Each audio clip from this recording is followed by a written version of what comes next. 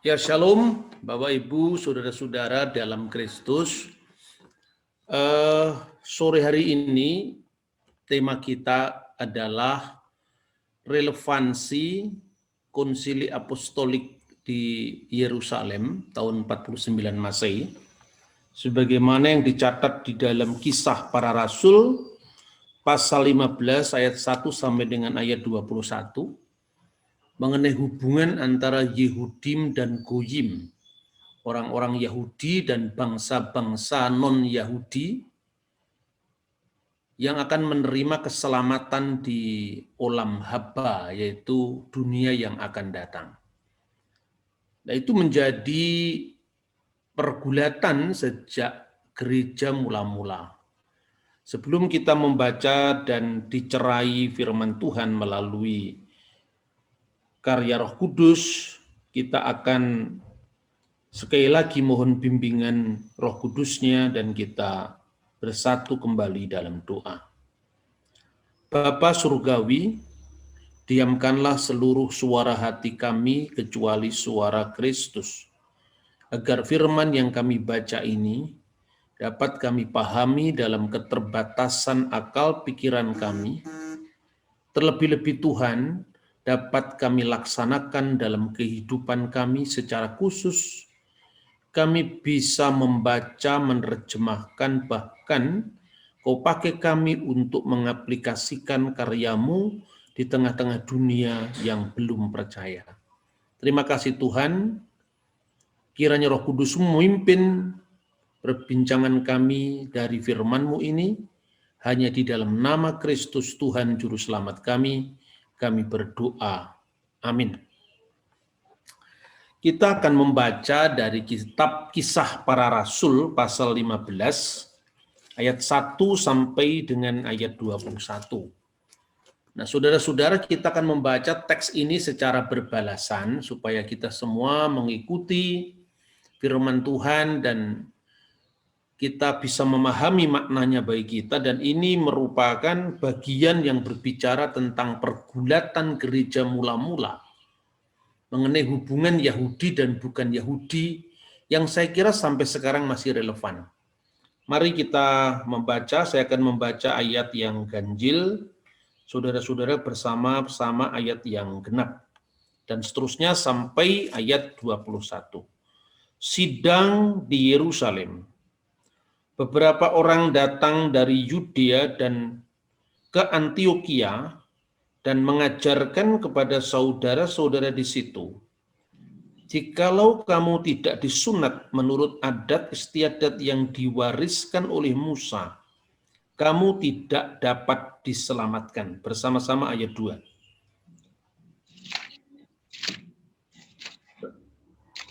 Tetapi Paulus dan Barnabas dengan keras melawan dan membantah pendapat mereka itu. Akhirnya ditetapkan supaya Paulus dan Barnabas serta beberapa orang lain dari jemaat itu pergi kepada rasul-rasul dan penatua-penatua di Yerusalem untuk membicarakan soal itu. Mereka diantarkan oleh jemaat sampai keluar kota. Lalu mereka berjalan melalui Fenisia dan Samaria.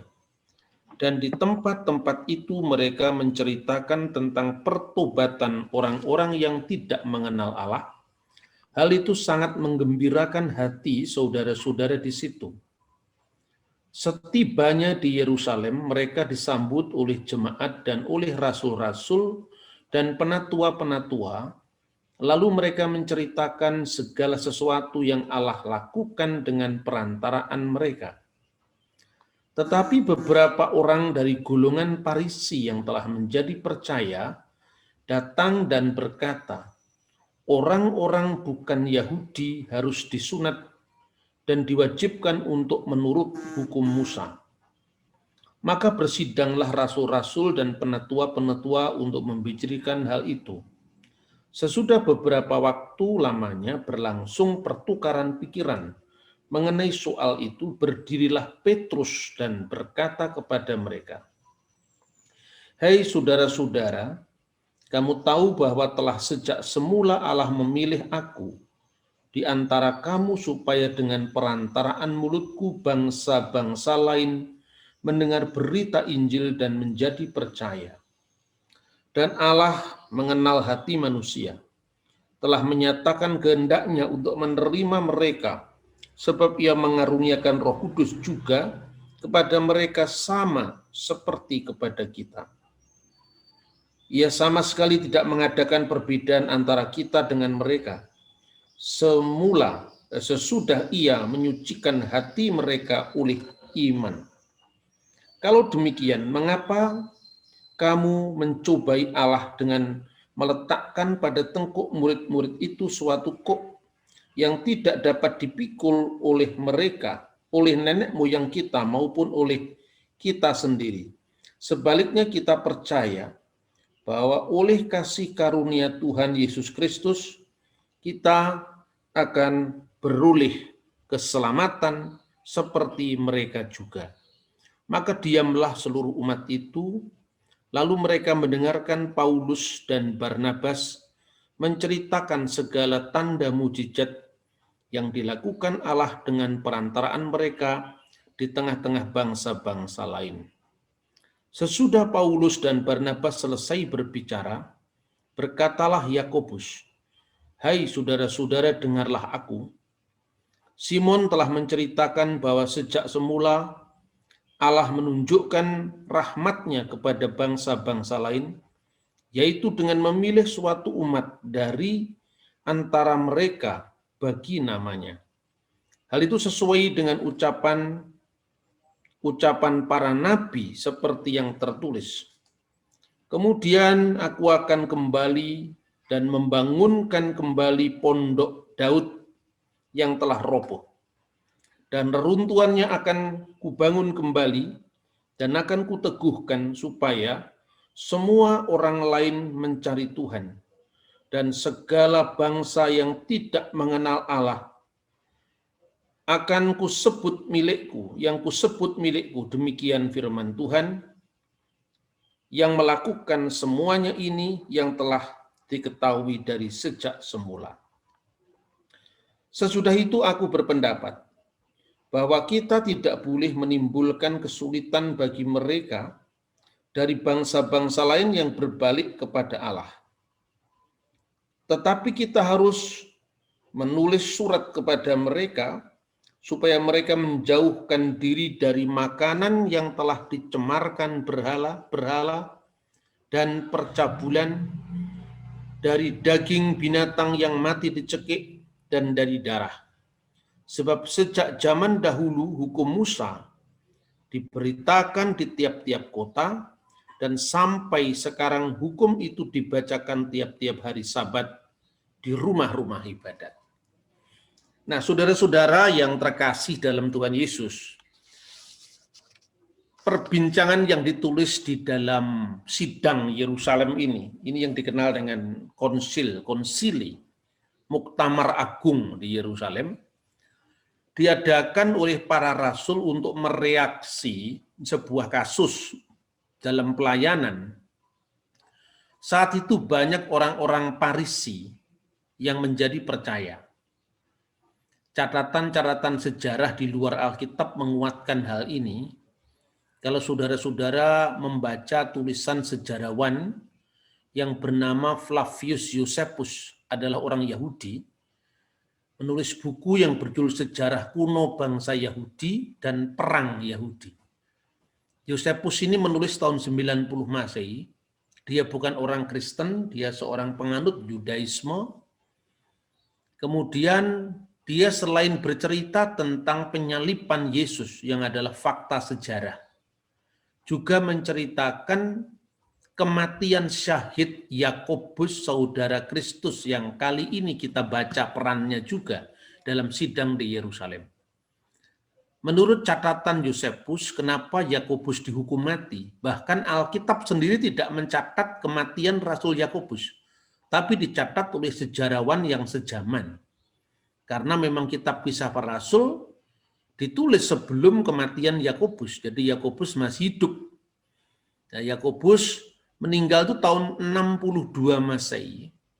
ketika itu dia menjadi korban dari intrik politik imam besar yang terpilih dari kalangan orang Saduki. Jadi di Yahudi itu ada banyak aliran, saudara-saudara. Ada aliran Saduki, ada aliran Parisi, ada aliran Eseni yang tinggal di lembah-lembah di Qumran, yang kemudian mewariskan bagi kita harta karun rohani yang luar biasa, yaitu penemuan Alkitab Perjanjian Lama yang berusia lebih dari 2000 tahun. Dan sekarang ini disimpan di Museum Israel, antara lain yang paling terkenal itu adalah Sefer Yesayahu, gulungan kitab Nabi Yesaya. Nanti pada saatnya kita akan membahas bagaimana secara profetik Nabi Yesaya juga berbicara tentang negeri di laut-laut yang di pesisir laut yang jauh. Apakah itu berkaitan dengan tanah air kita? Nanti kita akan melihat tidak hanya dari sudut pandang kitab suci, tapi juga dari sudut pandang sejarah sekuler yang kuno yang bisa membuat kesimpulan seperti itu, ya. Saya sendiri meyakini bahwa apa yang disebutkan dalam kitab Nabi Yesaya yang nanti kita akan bahas itu berbicara tentang Indonesia.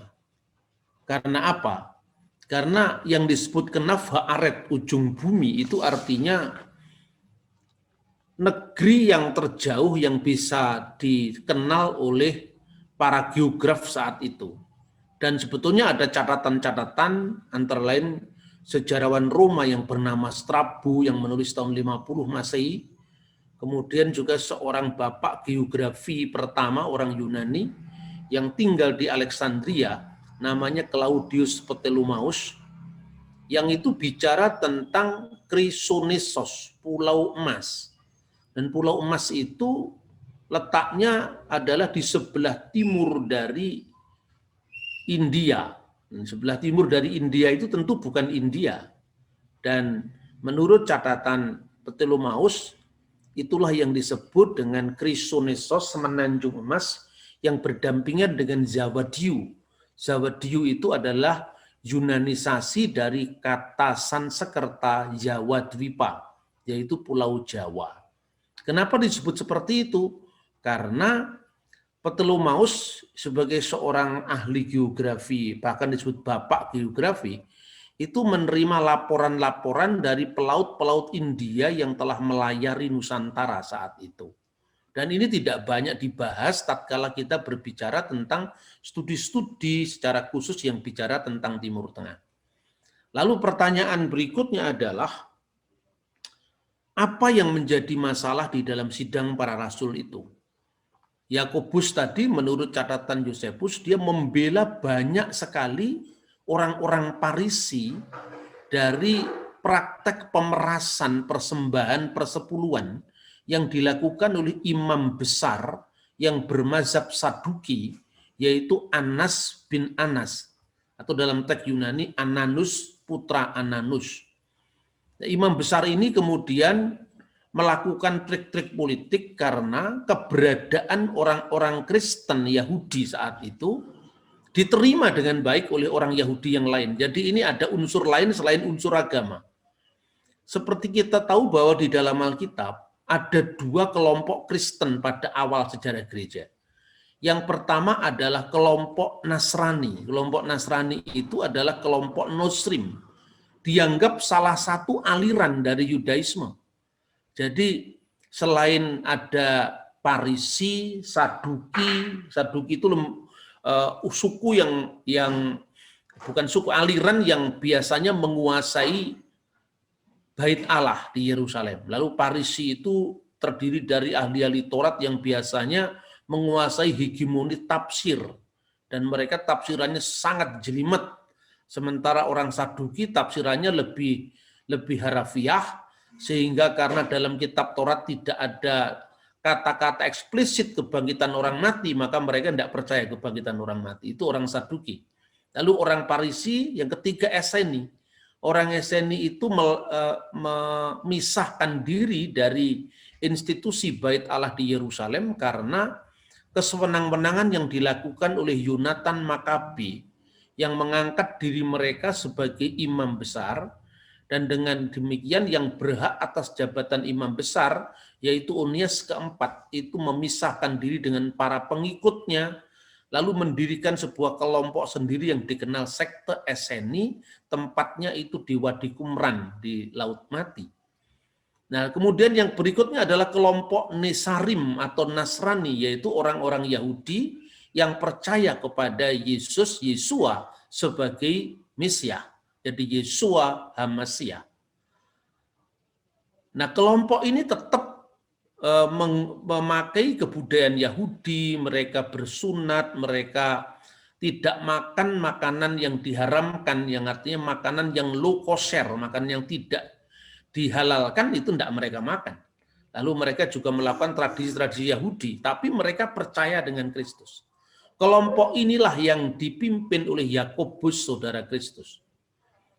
Tapi istilah Nasrani waktu itu juga berlaku bagi semua orang Kristen, termasuk Paulus. Maka di dalam Kisah Para Rasul, Paulus itu disebut sebagai salah satu dari pemimpin sekte Nasrani. Lalu Kisah Rasul pasal 11 ayat 26 berbicara tentang orang-orang yang menjadi pengikut Yesus itu untuk pertama kali disebut Kristen itu di Antioquia. Jadi ada dua kelompok pengikut Yesus. Yang pertama adalah kelompok Nasrani yang berpusat di Yerusalem karena mereka itu melestarikan hukum-hukum Yahudi, ya hukum Musa maksudnya. Dan ada kelompok Kristen Goyim, orang-orang Kristen dari Gentile, dari bangsa-bangsa lain, yang berlatar belakang bukan Yahudi. Mereka pusatnya di Antioquia. Nah, dua gereja ini yang kemudian mengalami istilahnya itu silang pendapat. Gara-gara lalu orang-orang yang menjadi Kristen dari kalangan bukan Yahudi itu apakah wajib untuk melestarikan hukum Musa atau tidak? Ini yang menjadi perdebatan. Nah itu saudara-saudara. Maka dibahas dalam konsili ini. Nah yang menarik saudara-saudara, ketika Yakobus itu meninggal, yaitu tahun 62 Masehi, itu sebagai korban intrik politik karena dia dianggap terlalu membela kepentingan orang-orang Parisi, khususnya imam-imam Parisi, yang menjadi korban dari pemiskinan imam besar yang melakukan pungutan-pungutan yang disetor ke Bait Allah itu, sehingga akibatnya di satu pihak banyak orang-orang Parisi yang menjadi percaya kepada Kristus. Itu yang diceritakan ini. Ketika itu banyak orang-orang Parisi yang menjadi percaya. Tapi sebaliknya, dari pihak orang Saduki sendiri, khususnya pihak imam besar, itu sangat marah sama Yakobus ini.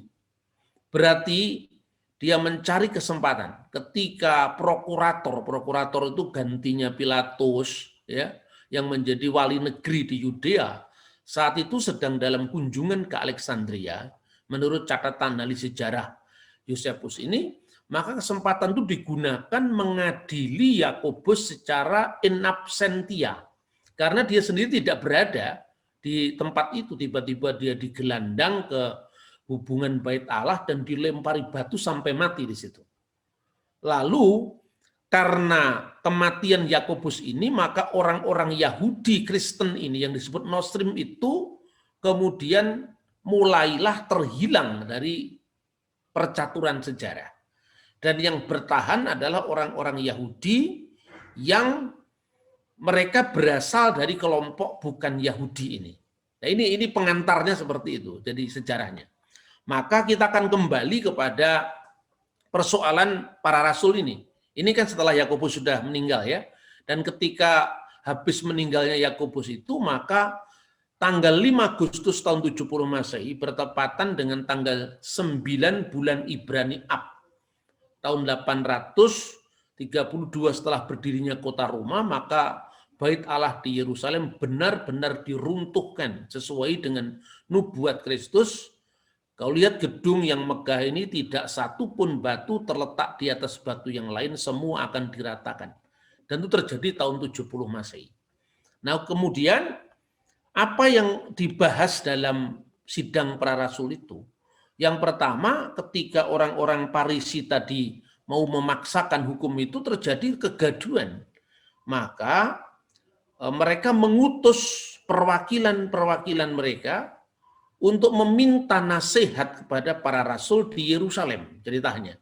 Lalu mereka pergi ke Yerusalem, lalu diadakan sidang pertama di Yerusalem ini. Ini disebut muktamar pertama gereja kuno, dan itu diselenggarakan tentu sebelum kematian Yakobus, kira-kira tahun 49 Masehi. Yakobus meninggal tahun 60 Masehi. Dan Yakobus itu diakui sebagai pemimpin Yahudi yang sah, tetapi percaya sama Yesua adalah Mesias. Itulah sebabnya maka kalau kita membaca dalam Alkitab bahasa aslinya, bahasa Yunani, Yakobus pasal 2 ayat 2, kata yang diterjemahkan kumpulanmu itu sinagoge imon. Sinagogemu. Berarti waktu itu ada sinagoge Nesarim, sinagoge Kristen. Waktu itu gereja kita ini belum disebut gereja, tapi disebut sinagoge. Sinagoge orang-orang Nesarim. Sinagoge orang-orang yang percaya Yesus dari Nazaret sebagai Mesias.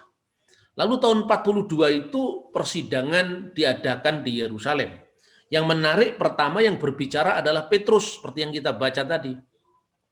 Petrus sebagai yang paling senior dari para rasul karena dia termasuk orang yang dipilih pertama dari kalangan 12 rasul Yesus. Pertama dia berdiri menyaksikan bahwa kita tidak boleh membebankan sebuah tanggungan dari hukum adat istiadat Yahudi yang oleh nenek moyang kita sendiri itu tidak mampu ditanggungnya. Lalu untuk membuktikan bahwa sebenarnya Allah itu tidak pilih kasih, maka dia menyuruh Petrus dan Paulus dan Barnabas untuk menceritakan bagaimana Allah itu tidak pandang bulu terhadap bangsa-bangsa lain. Lalu dikisahkan bagaimana Allah sendiri berkarya terhadap bangsa-bangsa lain atau terhadap orang goyim, tidak hanya bagi orang Yahudi, tapi juga orang goyim, sehingga mujizat juga terjadi di kalangan mereka. Nah, setelah Petrus mengawali bicara, Paulus dan Barnabas itu menyaksikan karya-karya Allah bagi bangsa goyim, maka kemudian terakhir adalah Yakobus, karena Yakobus itu sebagai tuan rumah di gerejanya dia atau di sinagogenya dia di Yerusalem. Dan di Yerusalem itu memang para soko guru gereja ini, para soko guru umat ini harus memberi putusan pada gereja mula-mula yang masih berumur sangat pendek ya. Gereja berdiri tahun 33 Masehi itu terjadi sekitar tahun 49. Jadi baru gereja itu berumur 16 atau 17 tahun ya, sudah mengalami gejolak seperti itu. Lalu Yakobus mengatakan bahwa ini yang menarik ya. Pertama-tama setelah Simon Paulus bercerita, lalu Yakobus pertama kali dia mengutip nubuat di dalam Amos pasal 9 ayat 11 sampai ayat 12. Itu yang dikutip oleh penulis Kisah Para Rasul di dalam ayat 16, 17, 18. Itu bisa dicocokkan kutipan dari Amos pasal 9 ayat 1 sampai 11. Intinya bahwa Tuhan akan membangun kembali, akan kembali dan membangun kembali pondok Daud yang telah roboh. Artinya dinasti Daud, kekuasaan Daud yang sudah runtuh. Aku akan membangun reruntuhannya, akan kubangun kembali dan akan kuteguhkan. Supaya semua orang mencari Tuhan dan segala bangsa yang tidak mengenal Allah akan disebut miliknya juga. Berarti bukan hanya orang-orang Yahudi, orang-orang Yehudim, tetapi juga orang-orang Gentile, orang-orang Goyim akan disebut sebagai miliknya. Nah, oleh karena itu nubuat ini yang sedang disampaikan telah digenapi menurut perspektif Yakobus. Karena itu kemudian Yakobus mengusulkan begini. Sebab itu ayat 19, aku berpendapat bahwa kita tidak boleh menimbulkan kesulitan bagi mereka dari bangsa-bangsa lain, dari orang-orang Goyim. Goyim itu non-Yahudi. yang berbalik kepada Allah. Tetapi kita harus menulis surat kepada mereka sebagai pedoman jawaban kepada orang-orang Kristen di Antioquia yang latar belakangnya bukan Yahudi, supaya mereka menjauhkan diri dari makanan yang telah dicemarkan pada berhala. 1. Kedua, dari percabulan. 2. Dari daging binatang yang mati dicekik. 3. Dan dari darah. Nah, coba renungkan. Peraturan ini tentu lebih longgar dari peraturan Musa. Sebab kalau di dalam hukum Musa, mereka harus tidak boleh makan babi, tidak boleh makan cumi-cumi, tidak boleh makan unta, apalagi kencingnya tidak boleh diminum, tidak boleh makan pelanduk gitu kan. Tetapi babi baru urutan keempat dalam Imamat pasal 11. Berarti Yakobus mengacu kepada hukum lain dalam kitab suci yang tidak kepada Mosaic Law atau hukum Musa, tetapi itulah yang dikenal oleh literatur Yahudi. Dia mengacu kepada Sefa Misfot Bene Noah, yaitu 7 hukum yang diberikan kepada Nabi Nuh. Sebetulnya 7 hukum ini itu diberikan setelah peristiwa banjir besar, ya. Tetapi sistematik 7 ini bukan dari Alkitab, ini dari orang-orang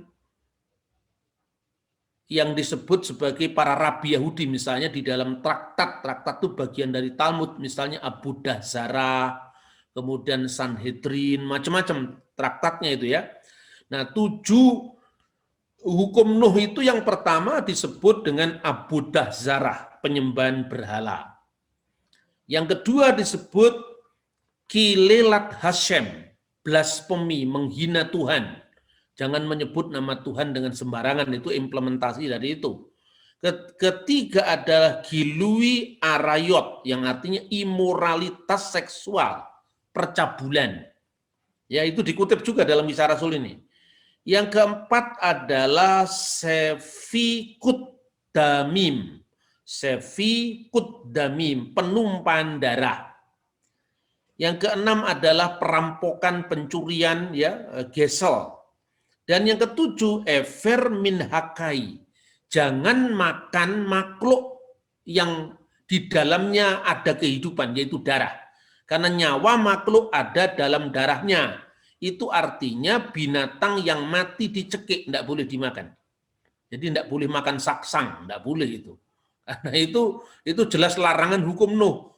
Baru para rabi menambahkan satu lagi, yaitu dinim. Dinim itu adalah penyelenggaraan lembaga pengadilan. Di mana hukum Nuh itu dicatat, Bapak Ibu. Kita bisa membaca di dalam Kejadian pasal 9, ya, khususnya ayat 3, 4, 5, 6. Segala yang bergerak dan hidup akan menjadi makananmu. Aku telah memberikan semuanya itu kepadamu seperti juga tumbuh-tumbuhan hijau. Artinya selain vegetarian, semua makanan yang bergerak itu boleh kamu makan.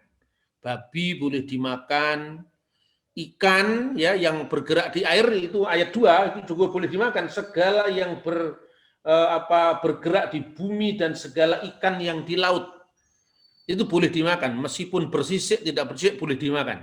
Karena itu hukum Nuh, lebih longgar daripada hukum Musa. Lalu berikutnya adalah hanya daging yang masih ada nyawanya, yakni darahnya. Janganlah kamu makan, tetapi mengenai darah kamu, yakni nyawa kamu, aku akan menuntut balas. Menuntut balas itu dianggap sebagai pengadilan terhadap pelanggarnya. Maka unsur terakhir disebutkan oleh para rabi dengan dinim. Itu rumusan para rabi. Lalu asas yang mendasarinya apa? Aku akan menuntut dari setiap manusia. Aku akan menuntut nyawa sesama manusia. Siapa yang menumpahkan darah manusia, darahnya akan tertumpah oleh manusia. Ini hukum keadilan. Sebab Allah membuat semua manusia itu menurut gambarnya sendiri. Jadi di sini ada norma universal bahwa seluruh manusia di mata Tuhan itu diciptakan menurut gambar dan rupanya. Sehingga tidak ada perbedaan antara Yahudi dengan bukan Yahudi. Tetapi ya, kenapa Tuhan harus menciptakan umat terpilih yang disebut orang Yehudi? Itu karena Tuhan mau merealisasikan janjinya. Jadi kira-kira sejarah itu dulunya satu, kemudian Tuhan melakukan pembagian, nah kemudian akhirnya Tuhan membuat penyatuan kembali. Yang pertama ya, ketika manusia jatuh ke dalam dosa, Adam dan Hawa. Nanti kita sebetulnya itu panjang yang bisa kita bahas lebih lengkap sebetulnya. Tapi saya buat lebih singkat karena ini sejarah keselamatan yang dari awal sejarah manusia. Adam dan Hawa diciptakan lalu jatuh ke dalam dosa. Ketika jatuh ke dalam dosa, apa yang Tuhan sampaikan pertama kali itu yang disebut proto-evangelium, Injil pertama. Injil di sini bukan Injil tertulis perjanjian baru, bukan. Kabar baik pertama yang Tuhan berikan itu dicatat dalam Kejadian pasal 3:15. Bahwa Tuhan akan mengadakan permusuhan antara keturunan ular dan keturunan perempuan itu. Jadi ular itu akan meremukkan tumitnya dan keturunan perempuan itu, Ben Haisah itu akan meremukkan kepalanya. Itu nubuat untuk salib, saudara-saudara. Dan itu bukan klaimnya orang Kristen. Kalau kita membaca karya-karya Rabi Yahudi, ya, misalnya Targum. Targum itu terjemahan Taurat dari bahasa Ibrani ke dalam bahasa Aram. Itu disebutkan, apa yang disebutkan di situ? Dia mengatakan begini, bahwa setiap kali orang-orang Israel mengingat Taurat, melakukan Taurat, maka dia bisa meremukkan kepala ular. Tetapi apabila dia meninggalkan Taurat, tumitnya akan terluka terus-menerus. Ya artinya itu dunia ini medan peperangan antara Yetzer Hatov, kehendak baik dalam diri manusia, dengan Yetzer Hara, kehendak jahat dalam diri manusia. Kadang-kadang iblis yang menang ketika mereka meninggalkan Taurat. Kadang-kadang orang manusia yang kalah ketika kadang-kadang iblis yang menang ketika manusia meninggalkan Taurat. Kadang-kadang iblis yang kalah ketika manusia melakukan Taurat, sampai katanya Targum, sampai biyume Hamasyah, sampai zamannya Sang Mesias, sampai hari-harinya Sang Mesias, di mana kamu akan mendapat kesembuhan dan keselamatan selama-lamanya. Jadi artinya apa? Sebetulnya kalau kita runut sejarahnya itu bisa diskemakan begini. Adam dan Hawa jatuh ke dalam dosa. Tuhan menjanjikan itu yang puncaknya di zaman Mesias. Itu disebut pertama kali. Lalu ternyata karena manusia jatuh ke dalam dosa, buahnya juga Kain dan Habel, kemudian terjadi pembunuhan pertama kali. Habel dibunuh oleh Kain. Lalu Tuhan memberikan kepada Adam gantinya Habel, yaitu Set. Nah, setelah Set melahirkan Enos, dan kata Enos itu artinya manusia. Seolah-olah itu sebagai Adam yang baru ketika anaknya yang pertama mati. Waktu itu orang mulai memanggil nama Tuhan. Berarti pernah ada waktu generasi manusia pertama ini meninggalkan Tuhan. Itu dicatat dalam Kejadian pasal 4:28. Setelah itu apakah dosa tidak masuk ke dalam dunia? Masih masuk. Ketika apa? Ketika anak-anak Allah menghampiri anak-anak manusia yang cantik dan mereka melakukan perkawinan. Yang dimaksudkan di sini ada banyak tafsiran. Tetapi salah satunya itu adalah anak-anak Allah itu, Bineha Elohim, itu merujuk kepada anak-anak keturunan Set yang saleh, yang menikah dengan anak-anak keturunan Kain yang jahat, ya. Anak-anak Allah itu, anak-anak Allah itu keturunan yang menikah dengan keturunan manusia yang berasal dari keturunan Habel, keturunan Set tadi. Tetapi ada juga yang menafsirkan itu adalah kejatuhan malaikat, ya. Ada banyak tafsiran, tapi kita tidak membahas itu. Tetapi intinya manusia sudah jatuh ke dalam dosa dan jatuh lagi dan jatuh lagi. Sampai kemudian latar belakang dari kejahatan-kejahatan manusia itu Tuhan mendatangkan air bah. Nah, ketika air bah itu menarik. Tuhan menyiapkan kepada Nuh itu, mereka masih tetap untuk apa? Dia membawa beberapa pasang dari binatang-binatang yang haram dan binatang-binatang yang tidak haram. Kenapa kalau Tuhan membenci babi itu, babi masih diternakkan juga dan dibawa ke dalam kapalnya Nuh ya, dari binatang yang tidak haram dan dari yang haram, dari burung-burung dan dari segala yang merayap di bumi. Itu tidak dikisahkan dalam kisah air bah itu. Berarti di air bah itu ada pemilihan, ada yang haram, ada yang tidak haram. Haram bagi siapa? Karena Taurat itu ditulis oleh Musa, itu tentu dalam perspektif hukum Musa. Hukum Yahudi berarti apa? Dalam sejarah awal ini Tuhan sudah menyiapkan ada dua kelompok ya.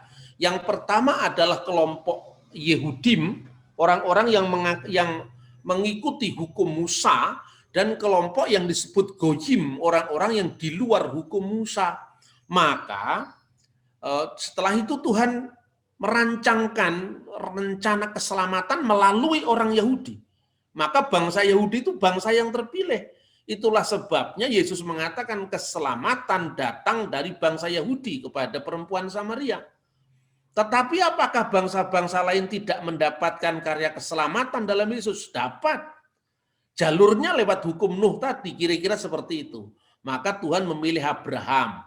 Setelah memilih Abraham, lahirlah dari jalur Abraham, Ishak, Yakub, maka nanti lahirlah bangsa Israel. Bangsa Israel 12 suku. Kemudian Musa lahir dari suku Lewi, Sang Mesias nanti lahir dari suku Yehuda. Nah, maka bagi orang Yahudi hukum yang berlaku hukum Musa. Bagi yang bukan Yahudi kayak kita, orang Batak, orang Tionghoa, orang Jawa, orang Sasak, orang Papua, itu adalah menurut hukum Nuh tadi. Sampai kapan itu terjadi? Nah, inilah yang di dalam konteks kisah para rasul itu diuji.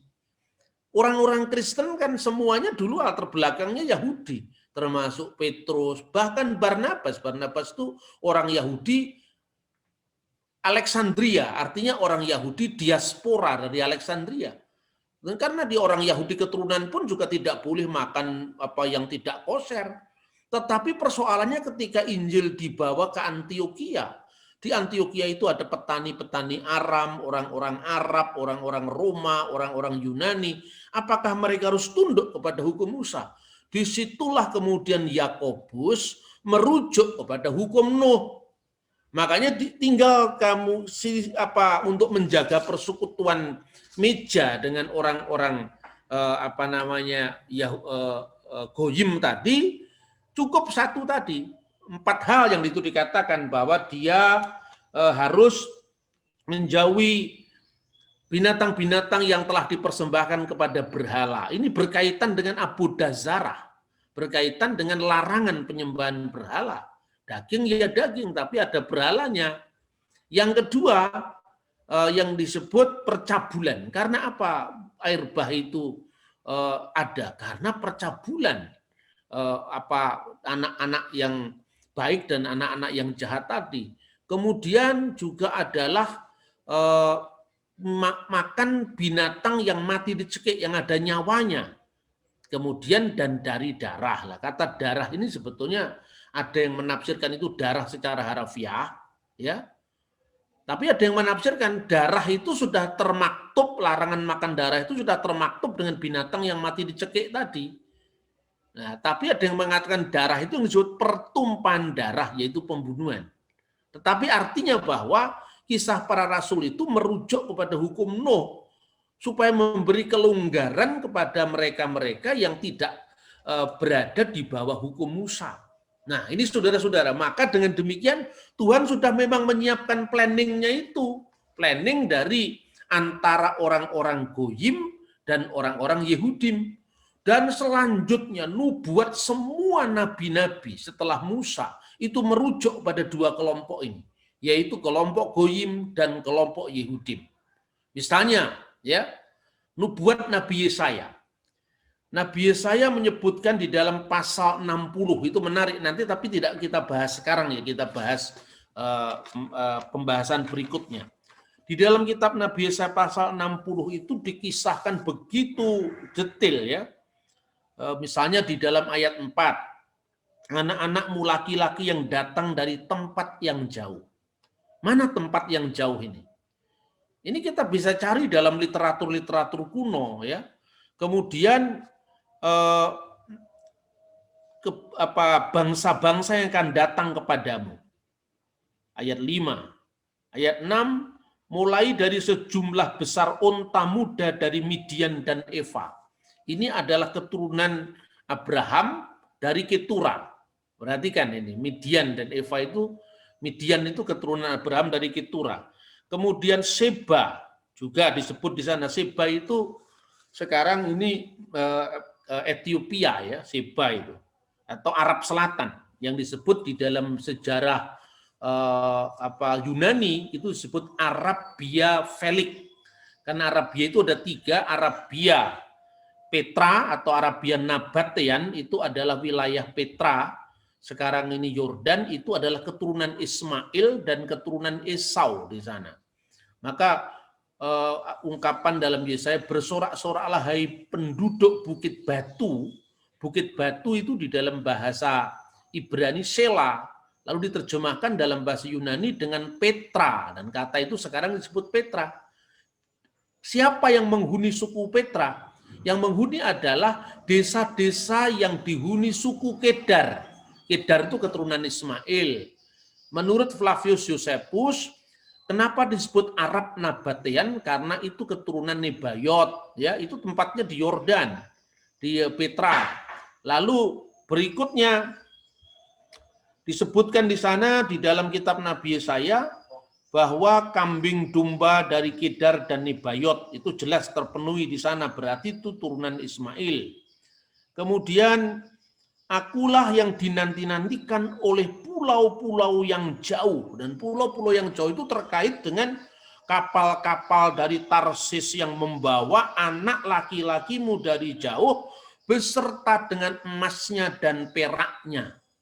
Ini bisa dilihat dalam sejarah dunia. Kelemahan selama ini kita membaca Alkitab itu hanya dari studi bahasa asli, dari studi tulisan-tulisan yang berasal dari literatur teologi saja. Padahal sebetulnya yang disebut ujung bumi itu ada dalam catatan Strabo, dalam catatan Ptolemeus, karena tentu kata ujung bumi kenapa aret itu artinya ujung paling jauh dari bumi yang dikenal pada saat itu. Karena bumi ini kan sebetulnya bulat, tidak ada ujungnya, tapi ujung bumi tempat terjauh yang bisa dilacak. Dan itu sebetulnya, tapi tidak kita bahas sekarang, itu Papua sebetulnya kalau kita lihat dari konteks itu. Itu tidak hanya sekedar saya otak-atik saja tanpa bukti sejarah.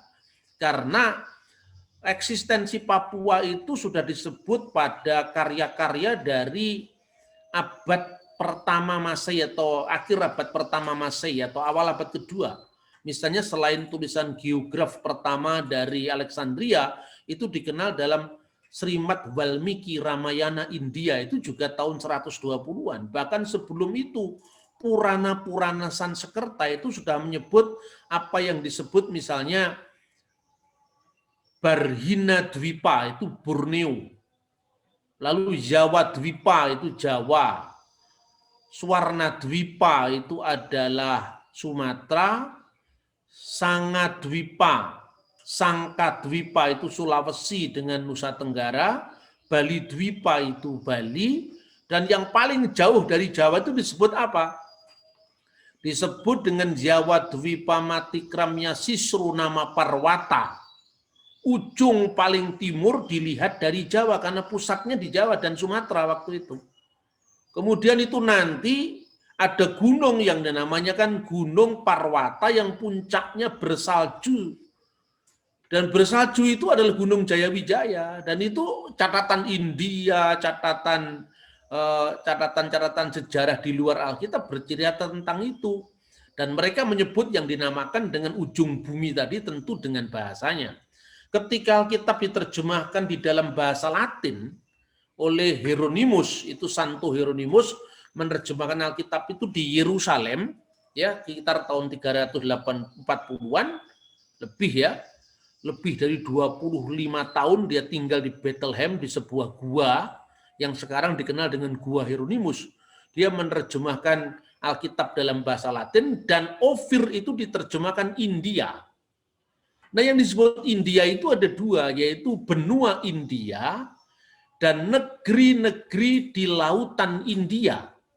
Negeri-negeri di lautan India itu juga disebut di dalam salah satu dokumen gereja kuno yang disebut dengan Didaskalia Apostolorum ketika berbicara tentang pembagian tugas pelayanan penginjilan para rasul.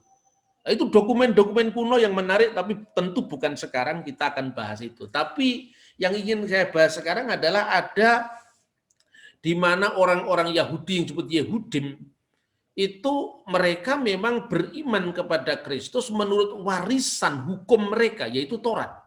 Sementara orang-orang yang Kristen yang bukan Yahudi, yang di Antioquia tadi, itu menerima hukum Nuh. Nah, makanya tidak dibebankan kepada mereka, kecuali mereka harus menghindarkan diri dari makanan-makanan yang dipersembahkan kepada berhala. Lalu hukum kosher tidak boleh makan babi, tidak seperti itu.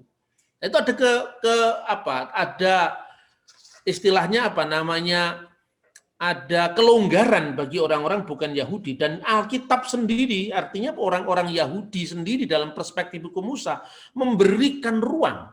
Mereka menyebutkan bahwa orang asing yang soleh, orang goyim yang soleh itu disebut orang asing. Tapi asing yang baik disebut gertosaf. Gertosaf itu orang goyim yang saleh, mereka juga mendapatkan jaminan di kehidupan yang akan datang, di olam haba. Karena orang Yahudi menyebut dunia sekarang ini adalah olam haseh, dan dunia yang akan datang itu adalah olam haba, yang artinya ke dunia akan datang itu kehidupan akhirat. Mereka dapat jaminan itu. Dan kapan itu terjadi? Makanya ada pemisahan ya, hukum Nuh, hukum Musa. Nah, Paulus mengatakan mereka yang di luar hukum Musa itu kan diadili dari hati nuraninya, kehendak baik mereka. Nah, kemudian setelah kedatangan Yesus itu kemudian umatnya kan ada yang berlatar belakang Yahudi, berlaku Mosaic Law, dan ada yang berlatar belakang bukan Yahudi, itu yang berlaku yang disebut Noah Law tadi. Nah, itu dipersatukan di zaman Sang Mesias.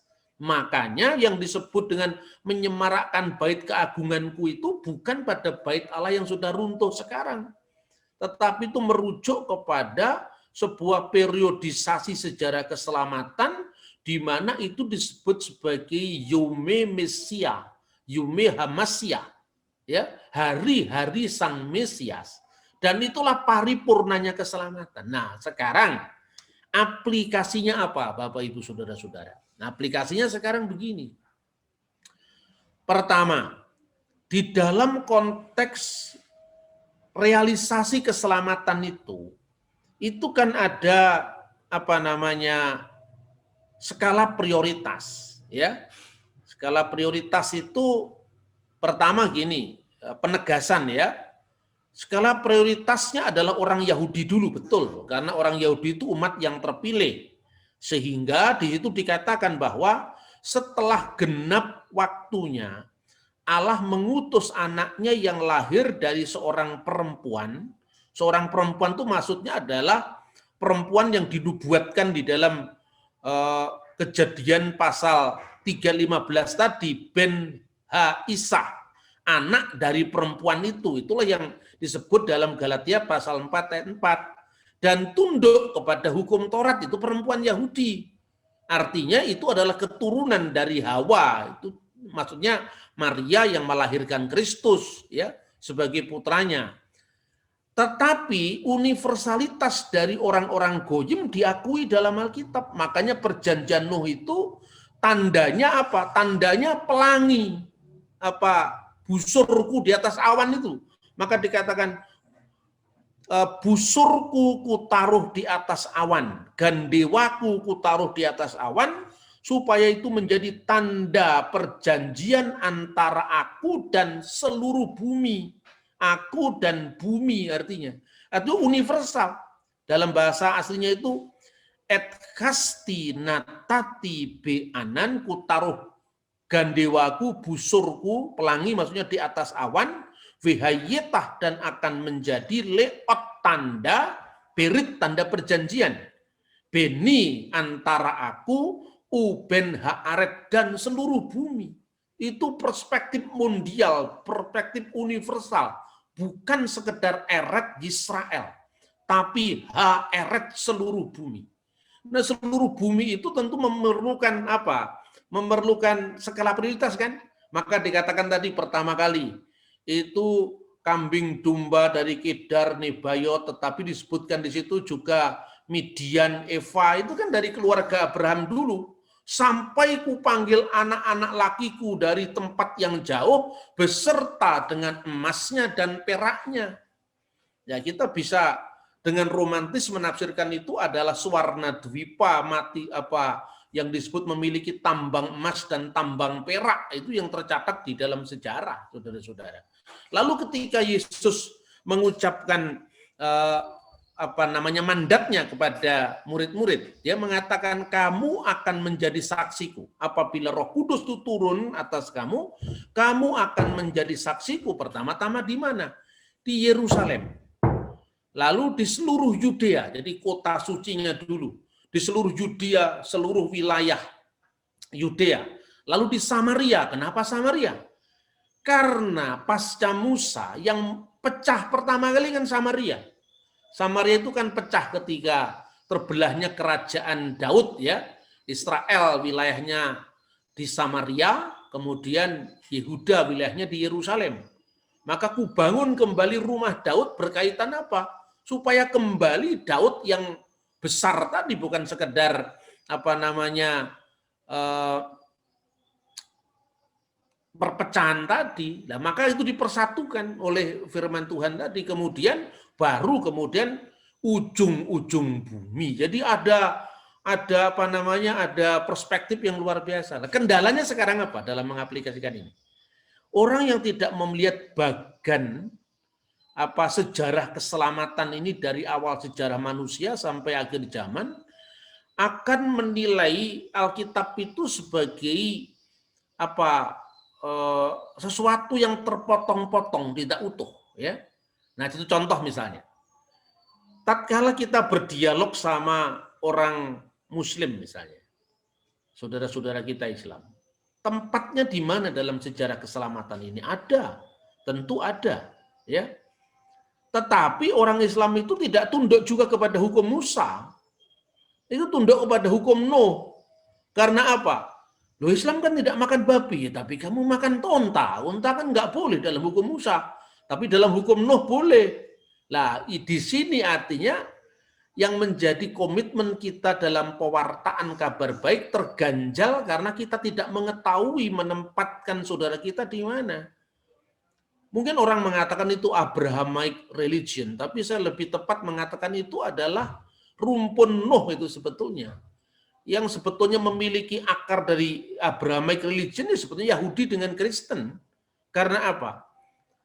Kita kalau berdoa dengan ungkapan Allah Abraham, Allah Ishak dan Allah Yakub itu bukan berarti diskriminasi terhadap Ismail. Sebab jalur mesianik itu tidak lewat Ismail, tapi lewat Ishak dan Yakub, kan begitu kan? Tapi Ismail pun tetap dijadikan bangsa yang besar karena dia adalah turunan Abraham. Ya kan gitu, itu kalau Islam masih keturunan Ismail kan di situ kan persoalannya. Tapi artinya keturunan Ismail itu bangsa Arab Utara itu yang disebut sebagai Arabia Nabatean atau Arabia Petra.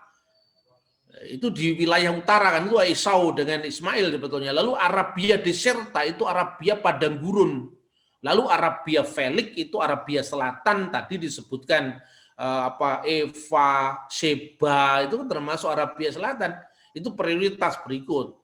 Prioritas berikutnya lagi sampai ke ujung-ujung bumi.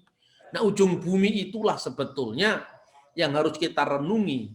Nah, yang kedua, perspektif kita tentang Yudaisme juga harus kita ubah. Bagaimanapun juga cintanya kita kepada bangsa Israel, karena itu yang diamanatkan oleh kitab suci. Tapi kita tidak boleh juga berhenti untuk menyatakan kebenaran kepada orang Yahudi. Disinilah perlunya kita memahami bahwa Yudaisme yang ada sekarang ini bukan Yudaisme zaman Alkitab. Ini Yahudi reformasi sejak abad kedua Masehi sebagai reaksi terhadap iman Kristen. Nah, kalau saudara membaca ensiklopedia Yudaika atau Jewish Encyclopedia, kisah para rasul itu diakui. Tapi di situ nadanya dia kan menyalahkan Paulus dengan Bapak Gereja. Dia mengatakan begini, ketika Paulus gagal untuk membawa Injil kepada orang-orang Yahudi, maka dia beralih sasaran kepada orang-orang bukan Yahudi. Makanya para rasul di Yerusalem itu, maksudnya rasul Kristen di Yerusalem itu mengalihkan dari hukum Musa kepada hukum Nuh, itu misalnya ya.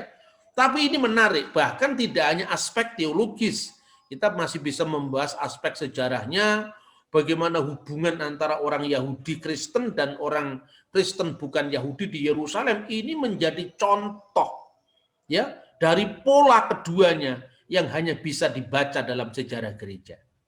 Nah, ini semoga bisa menajamkan visi dan misi kita di dalam melihat sejarah, khususnya sejarah keselamatan, dan kira-kira posisi kita orang Indonesia ada di mana. Tuhan kiranya memberkati kita. Shalom alaikum besem hamasyah. Salam sejahtera di dalam Kristus. Amin.